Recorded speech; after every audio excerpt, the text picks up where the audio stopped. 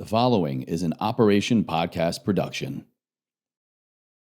So here's the sequence. The sequence of realization for me, the first moment was trauma. It's me sobbing just like you did, by the way, because you're a normal person, as anyone would respond. Me sobbing in that shower like a Colombian soap opera because of the trauma that I was Yes. experiencing, sobbing, and finally allowing myself to sob. So many overachievers are like, it's fine, I'll deal with it, it's fine. No, sobbing for the collapse of everything, for the dreams that were shattered, for the idea that I literally have hit a wall, for the understanding that I'm about to have to start over from scratch, sobbing, and then asking for help to no one, by the way, because I was not blessed with magnificent people who told me the truth. In the trauma, like you, I had some semblance of an opening. There was a crack, and I actually let myself follow that crack. That's the moment for everybody. Now, if they're very fortunate, they hear a podcast like this and they already allow themselves to awaken, to stop numbing, to awaken and to say, I will tackle this head on. That's an incredible choice. For the rest of us, it'll be trauma. And don't worry, it's going to be okay. Either way. Are you ready for a wild ride? I'm Alexis Artin, and I invite you to strap in because this is more than a podcast. This is Look at Me Now. Hello, loved ones, everyone. Welcome. I am really excited to have a really juicy conversation with my friend who also happens to be the author of and I'm going to just shamelessly plug this, a book called Gilded. And the subtitle, which is just as important, I believe, is Breaking Free from the Cage of Ambition, Perfectionism, and the Relentless Pursuit of More. Let me say that again, the Relentless Pursuit of More. And for those of you who aren't seeing this on YouTube, the cover has this like beautiful ornate golden cage with the door ajar, the door open, and it's magic. And it's Coach Karen Eldad is here with me today. Thank you for being here. Thank you. Thank you so much for having me. This episode is going to make my husband so happy because you shouted out to the cover and the title, and he came up with them. Oh, really? Yeah. Oh, BTS moment, behind the scene moment. I didn't know that. I love that. We wanted to call it the Overachiever's Paradox, which most people have said was academic and snooty sounding. Well, that's funny because I have a philosophy that I've trademarked called the soul body paradox. And people are like, qu'est-ce que c'est? What is this soul body? What? What's a paradox? Exactly. Well, at least they're asking in French, Alexis. My beloved husband said, Karen, what you're really talking about is gilded. Most people's who you appeal to look like they have a golden life. And when you really chip at it, you start to realize that not all that glitters is real gold. The word is gilded. And that existence is, in effect, a cage, a gilded cage. And I thought that was so brilliant. And it also sort of with the idea. It harkens back to me a little bit of like, I know why the caged bird sings. Yeah. You know, it's just, it's such a beautiful analogy. And there are so many analogies that sort of like surround how juicy this topic is. You know, it's like a bird in the hand, or, you know, if something flies away from you and it comes back, it you know, it was meant to be yours. And if it doesn't, it wasn't. And all of these just really beautiful analogies of like, give yourself wings to fly, you know, uncage yourself. There's so much that you can derive in and of yourself when you read that title and go, oh, this is how I relate to that. Sort of like a movie with an ambiguous ending where you have to like sort of decide for yourself as the viewer what the lesson was. You just gave me a flashback to the last episode of Sopranos, which I'm still talking to people about today. But yeah, people are resonating with it, and I'm delighted to see it for two reasons. Either they really, really resonate with the metaphor. They have a metaphoric cage around them, or they, like you and I, have actually found themselves trapped in a real cage. An abusive relationship, toxic relationship is a real cage. An abusive relationship with money is a real cage. An abusive relationship with ambition is a real cage. And they beat us up not metaphorically, but really. And Yeah, cost us and by the really. way, as an embodiment person, for a lot of people, their bodies feel like a Yes. cage. Oh, of course. Do you know how many times I meet people who have just had a stroke, Yeah. who have just had a very large health episode, Mm-hmm. who have manifested disease as a result of this? Absolutely. There are real cages and there are metaphorical cages. And whichever one resonates with you, I hope everybody out there is really ready to just listen. Because I think if it does resonate or spark anything at all, including anger, by the way, then that means that you should feel in your body the call to sit down and listen. Want to know what happens when you treat hydration like a suggestion? Because the answer isn't just feeling a little tired or having dry skin. It can lead to some real health nightmares if left unchecked. Take it from this cancer survivor. Hydration is critical. The list of what goes sideways is massive, but it can be easily avoided. My secret weapon is a combination of commitment to having half my body weight in water per day, which is totally doable and easy when you plan for it, and to have electrolytes. And not just any electrolytes with hidden sugars and hide and seek ingredients. My go-to is LMNT, the zero sugar electrolyte drink mix that is redefining hydration. It is packed with all the good stuff our bodies need: sodium, potassium, magnesium. So it doesn't just hydrate, it supports nerve function and muscular contractions. How many drinks can you say do that? The best part is, if you're like me and water gets a little boring, the flavor options are endless. And honestly, delicious. I carry it with me wherever I go and I add it to my water. Enjoy meeting your hydration and electrolyte needs without any sugar, gluten, or artificial ingredients. This is the way that we restore and nourish our bodies that do so much for us. Oh, and get my special offer of a free sample pack with any purchase by visiting drinklmnt.com/LAMN. Enjoy, friends. Let's dive in, shall we, to where we always begin in this podcast, which is back at the beginning. We're using your story to magnify sort of the greater story that everybody is going to be tuning into in themselves as they hear your story. So take us back to the very beginnings of your story. Where did you grow up? What was your childhood like? Where were the seeds planted of Gilded?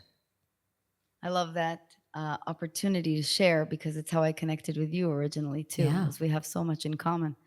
Many things about my life have always looked to the outside as absolutely perfect. And what that means is I've done things in a linear way and hit benchmarks that I was expected to hit in the exact order. And no matter which society you grew up with, which culture you grew up with, you will resonate with these 10 poles. I coach people in Saudi Arabia and in Sydney, Australia. It doesn't matter where you're from. I'm promising you right now, the linearity of the journey societally, or the societal expectation of your journey, is identical. And I was a person who just followed that trajectory. I was born to a very nice middle-class family. I went to school and got very, very good grades, always, all my life. Then I became, I'm Israeli, if anybody doesn't recognize the accent.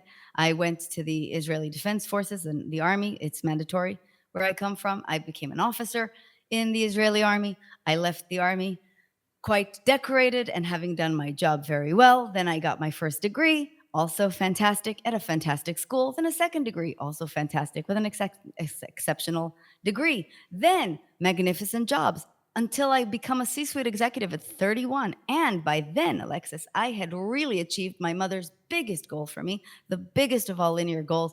I married a tall man, which, as we all know, is the holy grail, right? Well, I didn't get that memo because my husband is not that tall, but he's taller than me, even by an inch. So we'll take it.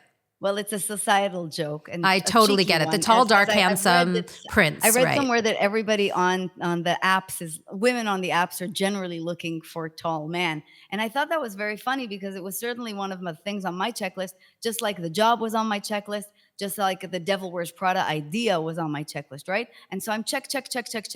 until the age of 31. Then I find myself in a marriage and in a career and waking up in just a gloomiest of all depressions that lasted for all of the time that he and I were together. I was living in the most beautiful house I'd ever lived in. Unfortunately, it was in a city I despise, Zurich. For New Yorkers out there, Zurich is the city that never stops stopping. That is literally the exact opposite of what New York City is. So I really, really couldn't have hated it more. The marriage was abusive. It was an emotionally abusive and physically abusive marriage. And I felt threatened, very like, you remember that Julia Roberts movie, Sleeping with the Enemy? Oh, yeah, Like, it absolutely. was a terrifying experience. And then I also was in a job that technically looked fantastic on paper, and I won awards and a whole bunch of other amazing things. But I wasn't waking up eager for the day. I didn't feel like I was really excited and living on my purpose. Mm. Now, all of this starts to manifest in the body as just weird feelings of anxiousness and aimlessness and restlessness. And I honestly didn't know what was wrong with me, except for the very obvious thing, which was this relationship is awful. Mm. Thank God, by the way, it was so terrible, because otherwise I don't think I would have been inspired to move very quickly. And by blowing that up first, I allowed myself to start to blow up pretty much everything, because as a person who had basically done everything right but had gotten nothing but garbage, I had to confront a real truth. And that was, how did I get here? Mm. Why did this happen? How did this not work out? And the epiphany moment for me was a moment I still remember and I recount in the book, where I was in the shower in 2012 listening to ABBA's My Love, My Life, the one and only sad song they ever wrote, and thinking of killing myself, because I thought that I had woven a web from which I couldn't exit any other way. I know that suicidal ideation is triggering for a lot of people. I've been a suicide counselor for a very long time, and I can tell you it's extremely common. So I'm okay with completely demystifying this and with speaking about this openly. I also want to say that for overachievers, it is a far higher likelihood. Anxiety, depression, suicidal ideation. I've So had them all. Check, check, yeah, check. it's a joy to speak about this. That's where I connected with you, and that's where, like you, I metaphorically took a torch to my life. Unfortunately, the universe did too. I lost all my things in a fire. I lost my 2 cats, who died 2 weeks apart from each other. I couldn't find a job for more than 6 months after that, by relocating to New York and trying to reestablish my life. So basically, that was the beginning of the hardship. But boy, am I glad I did, because that's when I started to find this work, and it changed my life, just like it did yours. Thank you for sharing that story. Thank you also for acknowledging and validating that these topics can be triggering for people. I think that's really important. It's also really important to normalize it.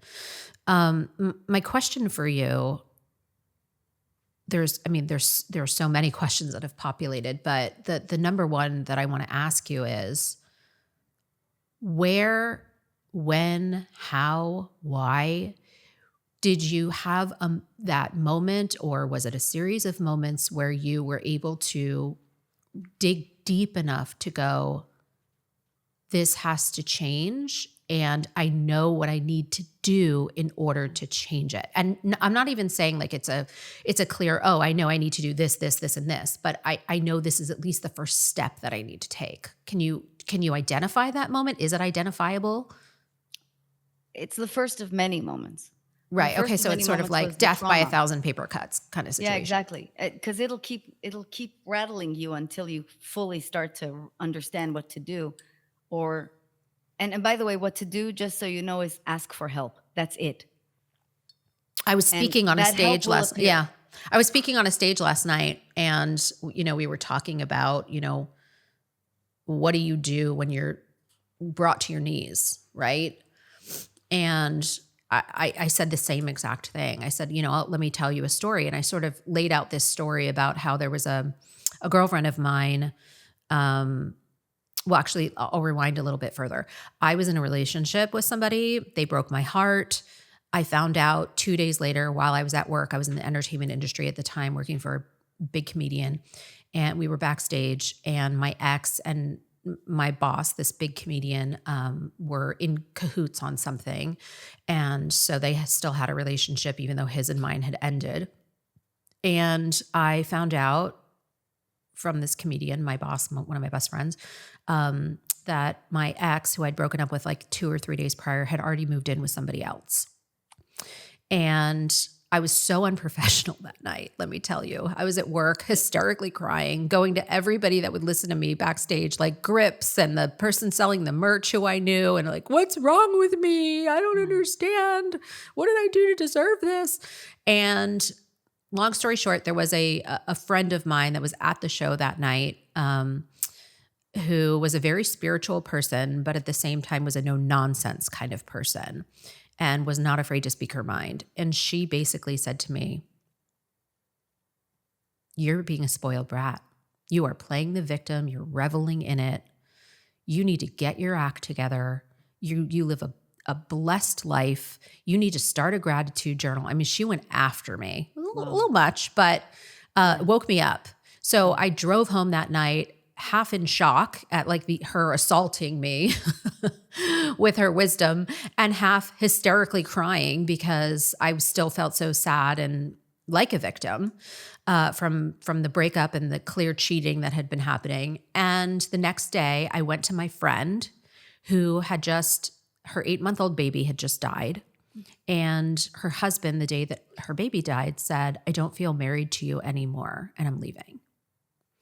And I went to her and I said, I just don't understand how you're breathing.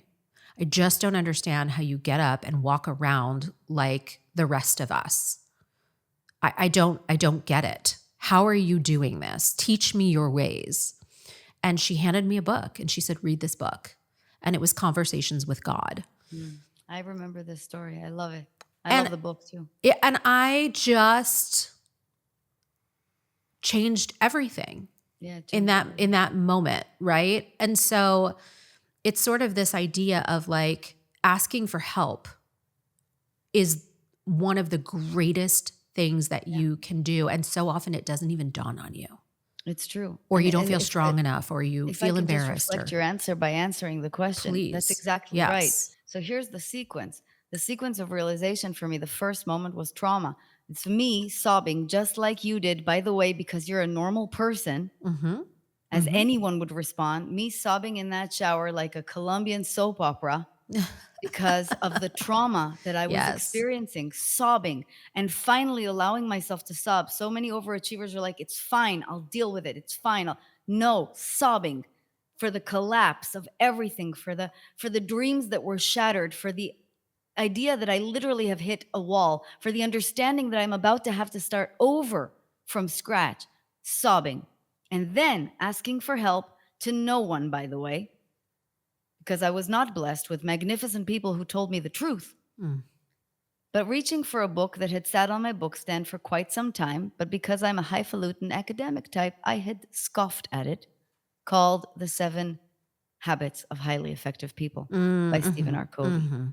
And for me, it was exactly the same thing, because in the trauma, like you, I had some semblance of an opening. There was a crack, and I actually let myself follow that crack. That's the moment for everybody. Now, if they're very fortunate, they hear a podcast like this and they already allow themselves to awaken, to stop numbing, to awaken and to say, I will tackle this head on. That's an incredible choice. I have met people like that in coaching. And honestly, wow, power to you. But for the rest of us, it'll be trauma. And don't worry, it's going to be okay. Either way. I love that you said stop numbing, right? Because I think a lot of people have the idea that numbing is, people that self-medicate with drinking or with drugs or whatever. But there are so many ways in which people numb. And I would love you to speak to that. Let's talk so that people can identify it in themselves. Yeah. She's holding up a phone for those of you who are not. iPhone. Not getting the visual here. The young people, I can call them that. The Gen Zs, they spend 7 hours a day on this thing. 7 hours a day. That's not numbing? Please, that's numbing. The second way that we numb is just to actually not address our feelings or to dismiss them as not important. And this is another thing overachievers do. We spend all of our time in the head. We completely dismiss what's going on in the body. Aimlessness, Now you're speaking my restlessness, language. panic, Yes. tightness Yes. of emotion, feeling uncomfortable in your environment, in situations, tightness in the back pain. These are 100% indicators that something is wrong. And the numbing patterns that usually overwrite this are workaholism. Another one of the titles, by the way, that I was playing with was Workaholics Anonymous. And that's because my first chapter and the sequence of 12 chapters of Gilded, I don't know if you noticed, follows the Alcoholics Anonymous playbook, essentially. And it starts with, admit it, your life isn't as good as you think it is or as it looks on Instagram. Admitting the problem, admitting something doesn't feel right, not even naming the problem. Something doesn't feel right to me here. This isn't okay. That's the beginning of the crack of light. Yes, so well said. You know, the talk that I was doing last night was at something called like the Sober Life series, and it was about sobriety, but not just the physical sobriety of like abstaining from alcohol or drugs or whatever. It was about emotional sobriety. It was about, you know, the soberness with which we show up to our lives in their entirety. And I was sort of making a blanket statement, but I feel okay about it. I'm not usually okay with blanket statements, but this one was that we all have an addiction of some kind. Oh, yeah. Whether it's an addiction to staying safe, whether it's an addiction to beating ourselves up, whether it's an addiction to our phones, whether it's an addiction to work. I mean, an addiction to Busyness, love, an addiction shopping, to motherhood, to food, to love. working out, Yeah. to what you name it, right? We all have probably a myriad of addictions, right? When we think about it. And there is something very sobering about recognizing that in yourself and seeing where these addictions actually serve you and where maybe they don't. And if your addiction is to numbing out because you don't know how to sit and be with yourself, be with your thoughts, be with your feelings, be in your body, right? Then perhaps that's where the crack lives, that crack of awareness, that crack of, oh, I can see there's something more, right? It's sort of like the dome in the Truman Show. It's like all of a sudden there's a rip in the dome and you go, oh, wait, you know, there's a glitch in the matrix and I see it. Exactly.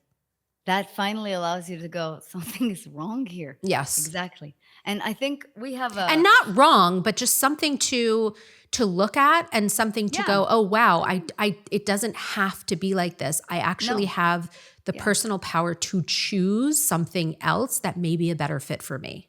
Exactly. And I always say, listen, not everybody will, but anybody can. Yes, Anybody that's great. can. That's Even a great if they're phrase. not of my generation, anybody can start to see that dome rupture and to go, there's got to be another way. And one of the things in which I've learned to serve with my life is to show people the other side.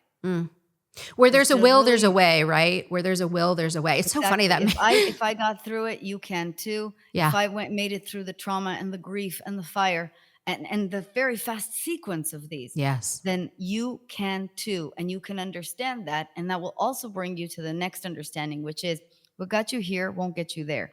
The only way out is to learn that everything that you've been upholding as systems for your life that you think are working are not working because they're not delivering the results you really want. That's why I called it in the book, I call it a chapter titled Stop Playing Not to Lose.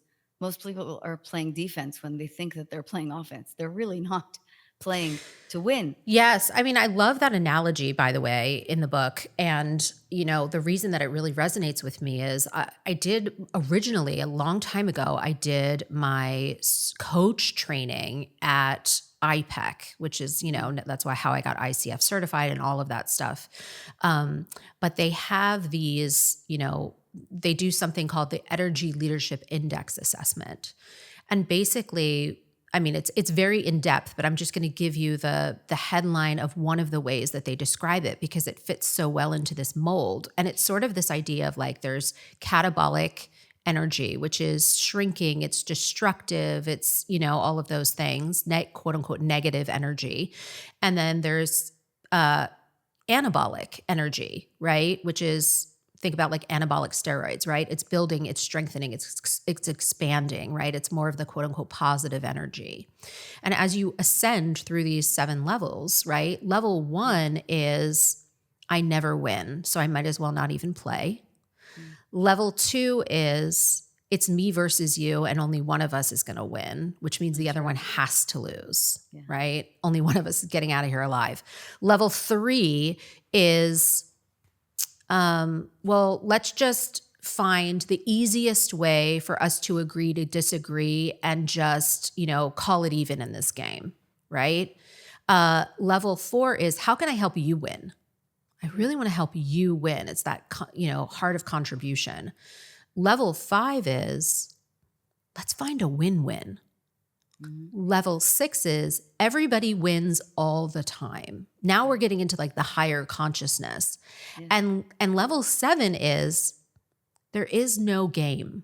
That's just something that humans created to give themselves some sense of certainty or significance. That's right. But there is no game, right? And I love always going back to this concept of people approaching their lives as if there is something to win or something to lose, when really it's just an experience. And if you go through levels 1 through 6, technically speaking, you'll never really find what you really want, which is ease.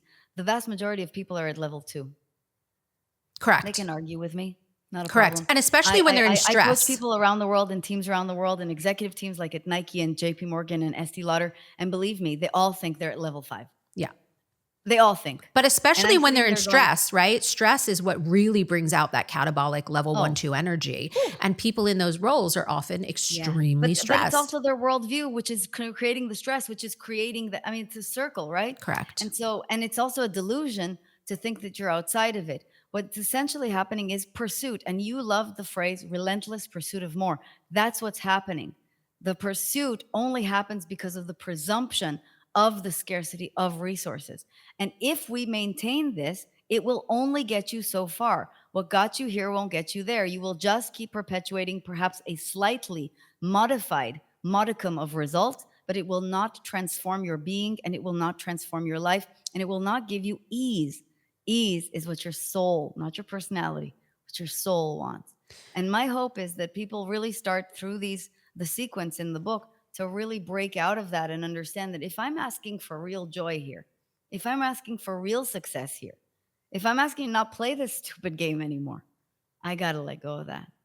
Well, and it's so not ironic to me when we talk about those people being gilded in this golden cage, right? Yeah. These are the people that we're like, can really make that draw that analogy to, but also that those people are, again, it's not ironic, they are held by golden handcuffs. Absolutely. Right? So for people who don't know what golden handcuffs are, it is something that a company like, JP Morgan or whatever. I mean, my husband's in the financial industry and they certainly put golden handcuffs on him, but it's one of those things where they lock you in to, oh, you're going to get shares of the company or you're going to get this big bonus, but it's going to take 3 years. It's going to take 5 years. All you have to do is trade your life. That's right. And then it'll pay out.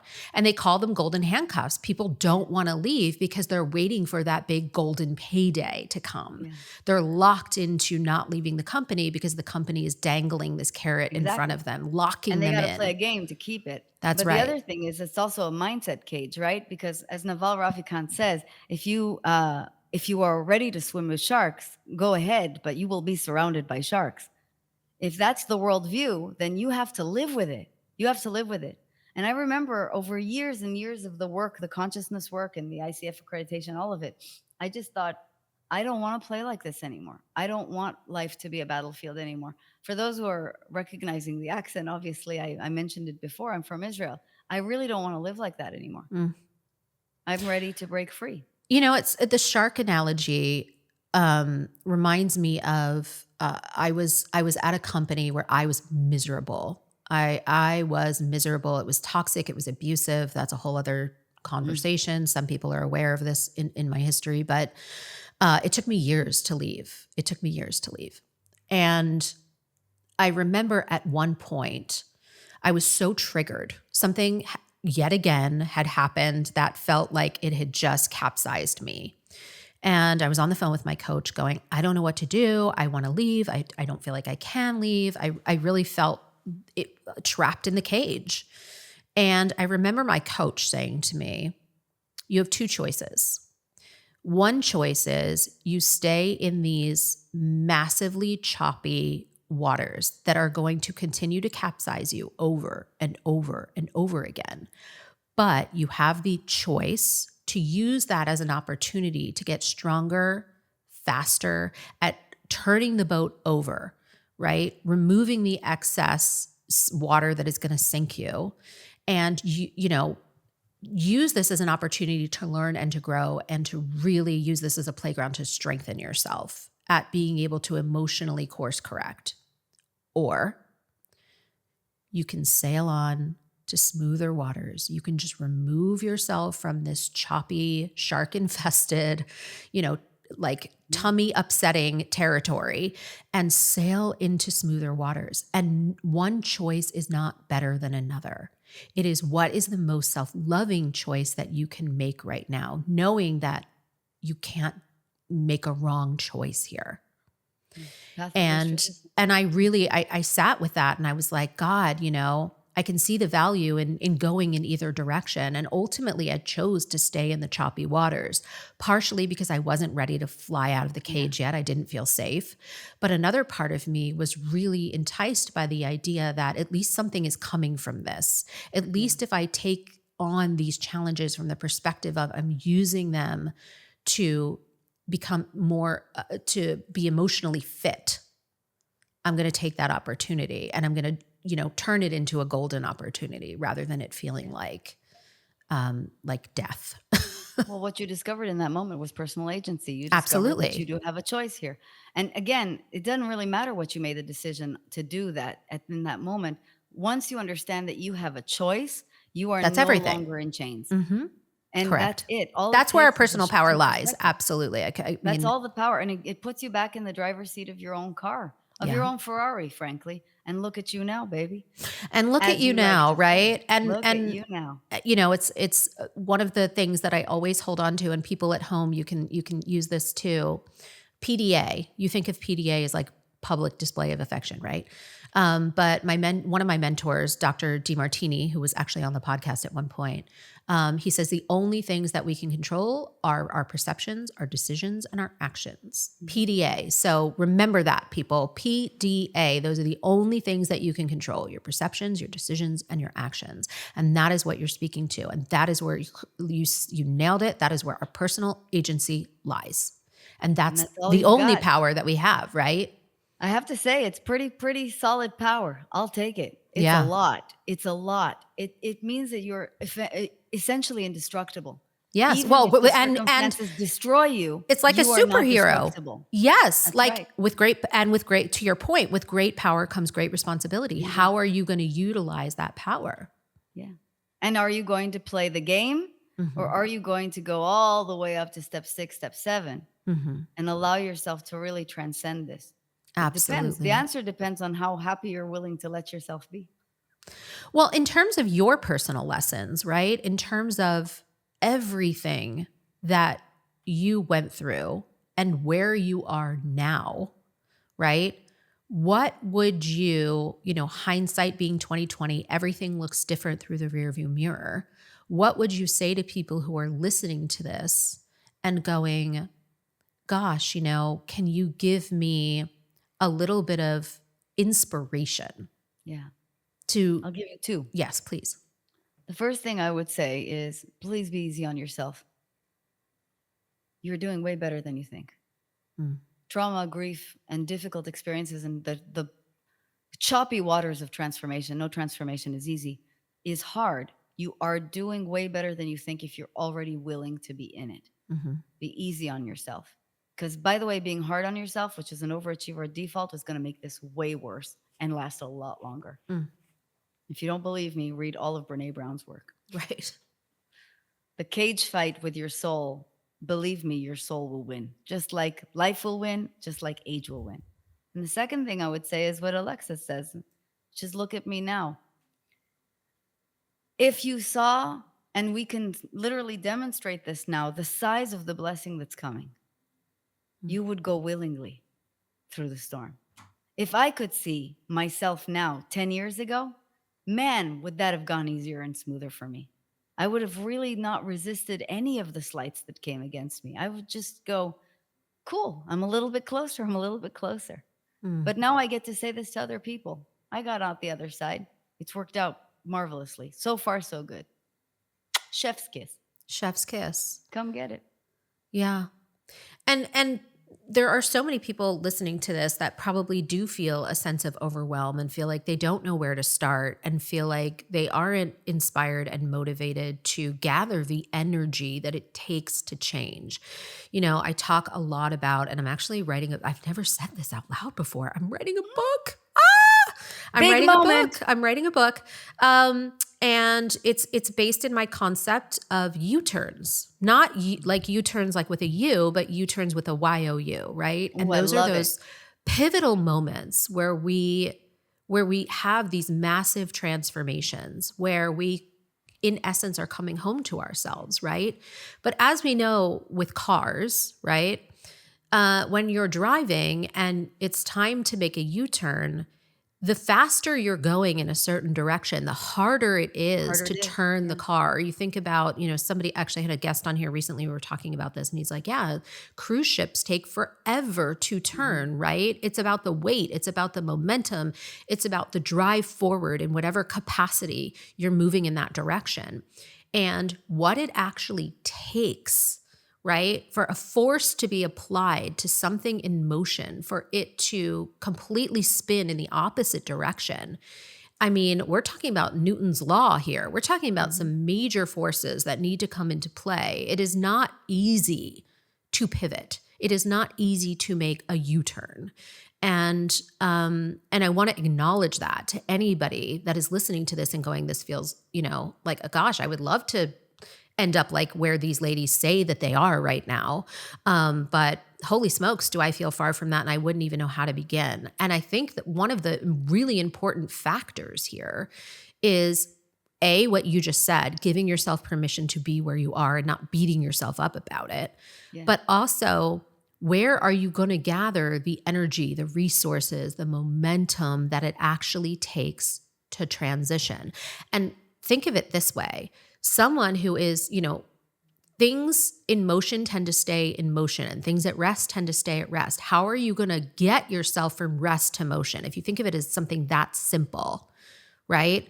How are you going to start to turn this massive vehicle around? What is the first step? Don't overwhelm yourself with the myriad of turns and energy and everything that it's going to take. Think about what is the first step. And I think that's really permissive. You've asked and answered, and it's really beautiful what you're saying. The analogy is absolutely flawless. I love the title U-Turn. I will be reading that book and gifting that book. But the first thing to identify is, and just that I want to call out is, if you don't have the desire, you haven't mustered the desire to change, then I can't help you. Enjoy purgatory. Enjoy 10 more rounds in the last circle of hell. And it's okay. We all bang this out until we're ready. But if the desire is with you, and you don't have to share a single circumstances with me or with Alexis to change your life. You don't have to have any of our faculties, any of our capabilities, any of our accoutrements to really change your life. You just have to have the same level of desire. That moment when we were having a telenovela breakdown, but really wanted more for ourselves and knew this could not be it. That's it. That's the spark. And from there, follow the answer that you just gave. The answer you just gave was, it doesn't happen all at once. Every enormous ship, in order to slow momentum, cannot just stop or turn. It has to take small degree changes until it finally pivots. And it's exactly the same with the inner work. We take you through step by step by step. And by step 7, by step 12, everything has actually started to gather momentum in a different direction.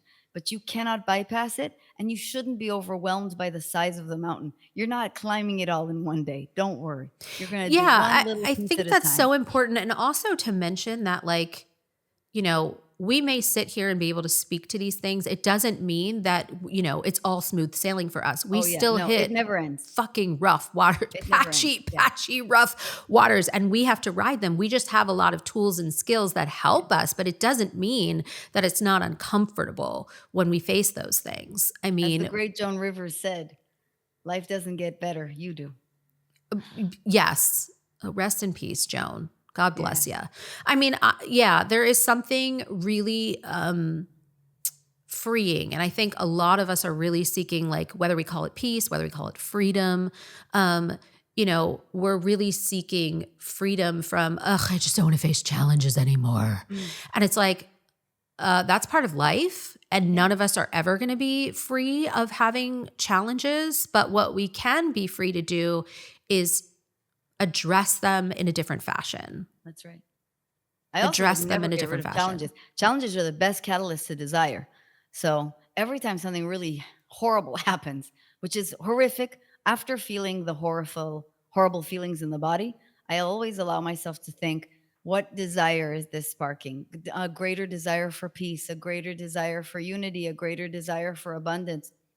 In other words, it's always waking something up. We'd all be very, very devastatingly bored if all of our needs were met all the time and we had no challenges. And I would be lying if I didn't say I've hit rock bottom so many times. I mean, I've hit mental rock bottoms, like being suicidal. I have hit physical rock bottoms by getting cancer. I mean, I have hit many a rock bottom. I've got all the scars to prove it on my backside. But I will tell you that, it's turned me into someone. Did you ever see the movie Forrest Gump?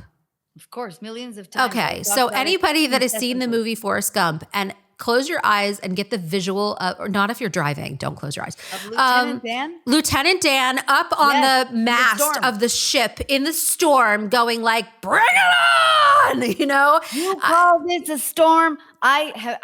You're making all of my clients giggle right now because I'm constantly saying it can either be your termination moment or your Lieutenant Dan in the storm. That is it. It's like your ride or die moment that is like, you will not take me. And if you do, it's going to be going down in a blaze of glory, baby. Amen. Totally. I love also the end of that.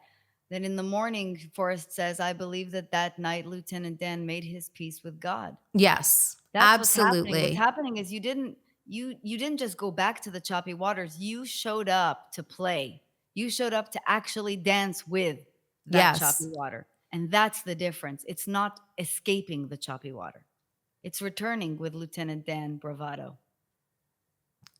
I mean, I feel like we need to end there. I don't even know where to go from here because that is such a aha moment. No. I mean, hello, what more do you need, people? Have a Lieutenant Dan moment in your life. Every day, just show up with, what have you got? Bring it on. Bring it a storm. On. Okay, no, I need to refocus because wow, that was like a fun little detour. You're gonna rewatch Forrest Gump this weekend. I totally am. I swear, we need to like do a Instagram post about Lieutenant Dan. I can't. I don't know. Somebody help me. Okay, so no, really refocusing now. So you've written this delicious book, and anybody and everybody can go get this book. I highly recommend that you do. It is a freaking keeper. And what else is this present moment besides sharing this book, which is so of service to the world, is going on with you? Where are you? What are you putting forward in being of service? How can we, like get into the mix of what you're up to? So I don't care for things like word of the year because I find them impossibly and unbearably cheesy. But I have decided to choose one anyway, secretly, which I will only share with you. And it's expansion. My mindset is set on new shores. I have zero idea where it's going, but I know it's going somewhere. And I don't know if that just means elevating the club, or which is my advanced coaching program, or taking the business to the next level in some manner or fashion, or just expanding internally again. but something is about to change. And I'm very, very excited for it. I have a very weird feeling, just like the same one I had when I started this journey. Like we're about to fall off a cliff or something, you know? Except this time I'm ready. 2025 is real. So Yeah, and the when energetics of this year so far, January 24th, my God. I mean, if this isn't fall off a cliff energy, I don't know what is. right. And when did you feel this pull or this tug towards expansion? Was it right at the beginning of the year when you were sort of doing your resolutions or whatever? Or has this been a longer I think it's tide? been a longer time coming. Like something is weird. And for me, because I've become attuned to my body, I can already start to recognize the sign. I don't exactly know where it's going yet. For me, usually the signs are, and I'm a little bit different from everyone else, but maybe this will resonate with you. The first is resentment or bitterness. Something starts to lose its flavor for me. I start to feel like the exchange is off, right? Mm, With the universe. And the yeah. second is I start to feel tired. I feel exhausted. These to me are not bad signs. They're usually very good signs. I've learned that what's happening is whatever I'm working on, I've chewed the gum to the point where there's no flavor anymore and it's time for a new stick of gum. Can you relate to that? I have such a pet peeve. No, for real. One of my biggest pet peeves is when a gum loses its flavor. Yeah. It's like it's gotta go. It's gotta go. And I love that analogy. I And I really don't know do. what the next stick of gum is, but I do know that whatever this is, it's done. And that's Yeah, usually terrifying for people because that means, oh no, we're going to have to burn something to the ground. But I've learned to just go willingly. yeah. I Just go mean, I willingly. think that's really important, and especially as a body person. Yeah. We're talking about deeply listening to what is true for you, what is alive for you. And so many of us aren't even listening. So I feel like we were talking earlier about like, well, what's the first step? I really believe that it lies in deep inward listening. Yeah. I can't say it enough. Your body cannot lie to you. Your brain will lie to you all day. Yeah. Right? And I've heard people say, well, just tell your brain to tell a better lie. But better than any lies at all, go to a source that is completely yours and completely That's right. trustworthy. And that is your body, because it Yeah. cannot lie to you. No, you cannot. It And you holds all can't the lie to the keys. universe either. And I'm not into lying at all for that reason. So really just listen to what's happening. And you and I are going to stay friends. So you'll find out just when I find out what exactly is happening. But I do know that something is about to change. I'm very excited for it. I'm here to support it. I'm here to root you on. I don't think enough women do that. And Same. that's a whole other episode as well. a Well, I whole, mean, a whole again, season this dedicated isn't to the that. fault of other people. They're at level 2. What do you Yeah. expect from them? They literally see the world as Machiavellian, and they all believe, therefore, that their job is to just play better than you. Yeah. And I your mean, job is to get out of the way. there is a real deep undercurrent beneath Yeah. that of the patriarchy and misogyny and Yeah. everything that's woven into the fabric of our society that many of us, it's so deeply woven in. It's like pixels. We don't even see it. We're not even aware of it, but it is what is creating all of it, right?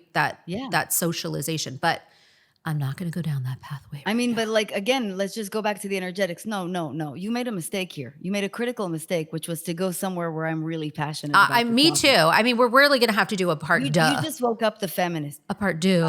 I will say that the energetics of the year to me feel like just an immense backlash that is coming to the biggest and most successful revolution of humankind, and that is the feminist revolution. All of the revolutions have had enormous impacts on us, including the technical revolution, but nothing is coming anywhere near the threat of the equality that we have reached up until now. And if you don't believe me, take a look at all the right-wing enormous backlash in the world over the last couple of years. And it's not just me who posits this. It's Fareed Zakaria in his wonderful book, The Age of Revolutions, and Scott Galloway, who are talking about this from either side of the spectrum. So really the job is to start understanding that there's an expansion happening. I don't know where it's going yet, but our job is to just insist on staying at levels 5, 6, possibly 7, God willing, and really help as many people as possible get out of step 2 as quickly as possible. That's the job. Amen, sister. Amen. And I'm here to support it. like not a hashtag like women supporting women, but like actually get your boots on the ground and support women. So I'm here for you, and I'm celebrating this expansion that you're tapped into. I didn't have a word for the year. Like you, I don't typically do a word for the year, but as you say the word expansion, I'm like, oh, I can feel that. I can feel that in myself. I wonder if anybody's listening to this, shout out to us and let us know if that word is resonating for you too. I kind of want to do like a census or something. Like, are we all feeling this, or is this, and see how it feels in the body too. Yeah. Like I can literally feel a cavity forming almost. It's amazing. Ugh, brilliant. I want to look forward. I want to look forward on the timeline, right? We've looked back, we've looked at the present. Like, what is, we've talked about this expansion, but like, is there anything really specific that you say, like, this is what's coming? This is on the horizon? Well, I hope my book does very well. I will continue for the rest of my life, God willing, and universe willing, to be married to the most amazing man in the world, Ryan. Shout out to my North Dakotan handsome hubby. Shout out, Ryan. Hopefully I'll get more cats. Shout out, Ryan. Is Shout Ryan out, tall? Ryan. Wait a second. Karen, is Ryan tall? He is. But that's by complete Jackpot. coincidence. Look at that. You really, Total you did coincidence. it. I'm very open to the short Jews, as I'm sure you know. So no disrespect. He just happened to be very like, he looks like Ryan O'Neal in Love Story, which is like the most old-timey movie ever. Oh, yes. And I just couldn't resist. I mean, Wow. that Goisha Punim, it was too much for me. And I really hope to continue to probably find the next iteration of this work that lights me up inside. It's a privilege to just do this. And I can't wait to see where it goes next. I mean, I know that we usually reserve saying this to active military, but hey, you were in the military. And I think it really denotes saying on all counts of your service and being a coach, thank you for your service, because you are just someone who has dedicated her life to being of service in one way or another. And that is really radical, and it's really special, and it's deeply needed. It is an honor to serve. Yeah. Gonna pose to you the final question that we pose to everybody on this podcast. I know. I've been excited for this. Oh, so it's not a surprise. Okay, well, let's pretend that you have a mirror held up to you, and you have your look at me now moment where all of the external gaze, expectations, the pressures and agendas that come with it have dissolved. You are alone with yourself, with all the yous that you have been up until this moment. And you have the opportunity to acknowledge and validate yourself, to congratulate yourself on where you are, given everything that you've been through in this moment. What is it that you have to say to yourself? Congratulations, sweetheart. It turned out way better than you thought. That's so beautiful. Yeah. Yeah. I really can't thank you enough for sharing your wisdom, sharing your heart, sharing your truth, being courageously vulnerable, all of the things with us. Thank you for this delicious gift of a book. I'm going to shamelessly hold it up one more time. And for those who cannot see me shamelessly holding up this book, again, I'm going to repeat the title because it's bomb. Gilded, Breaking Free from the Cage of Ambition, Perfectionism, and the Relentless Pursuit of More. Holy smokes. Karen, how can people find you? Like, are you on the gram? Where are you? How can we be part of your world? Thank you. So obviously, since you and I are friends on the gram, that's the main way to reach me. It's at Coach Karen, Keren. That's where millennials and grand millennials like me hang out. And then there's, of course, KarenEldad.com. Again, Karen is spelled with 2 E's, and I'd love to see y'all. Thank you so much. Thank you for your wonderful words, and thank you for being so amazing. It's a delight. I love the show. Oh, thank you so much.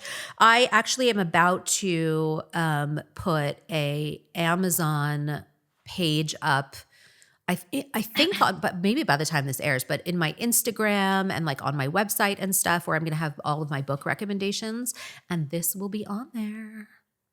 Thank you very much. I'm You honored. bet. I'm 100%. Wow. Okay. This has been another incredible episode. And that's not me patting myself on the back. This is me just saying, what an incredible episode of Look at Me Now. I'm so glad y'all are here. I don't think I say this often enough. I usually just sign off and say, I love you guys. But I really am so grateful for everybody that tunes into this, and not for the benefit of me, not for the benefit of the guest, but for the benefit of the person who is listening and gets even the smallest little bit, the littlest spark of inspiration, the littlest aha moment of a takeaway, the littlest giggle, the littlest cry. I mean, or maybe they're massive swells and you're like Lieutenant Dan up on the mast listening to this podcast. I hope so. But thank you. Thank you all for being such a fucking rad community of listeners. I really do love you all. And that's all for this episode. We'll see you on the next one. Love you all. Bye. Join us for Look at Me Now, wherever you listen to podcasts. And be sure to share, like, and subscribe.